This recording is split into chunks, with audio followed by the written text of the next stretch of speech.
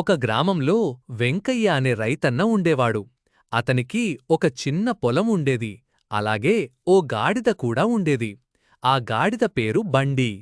బండి ప్రతిరోజూ రైతన్నకు పొలంలో సహాయం చేసేది. చాలా వినయంగా, నిశ్చలంగా పనిచేసేది. కాని ఒకరోజు ప్రమాదం జరిగింది. బండి తాగడానికి ఏదో పెట్టె దగ్గరకు వెళ్ళింది.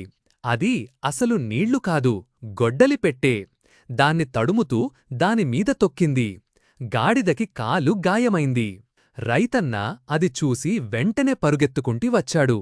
బండి గాయపడినట్లు చూసి ఎంతో బాధపడ్డాడు. రైతన్న గాయంపై మందులు పూశాడు, శుభ్రంగా కట్టుకట్టాడు. కొన్ని రోజుల తరువాత బండి మెల్లగా నడవడం మొదలుపెట్టింది. చివరికి బండి మళ్లీ రైతన్నకు పొలాల్లో సహాయం చేయడం ప్రారంభించింది. తన గాయం వల్ల భయపడకుండా ధైర్యంగా ముందుకు సాగింది. నీటిబోధ: పరీక్షలు వచ్చినప్పుడు భయపడకూడదు, ధైర్యంగా ఉండాలి. సహాయం తీసుకుంటే మళ్ళీ నిలబడగలం.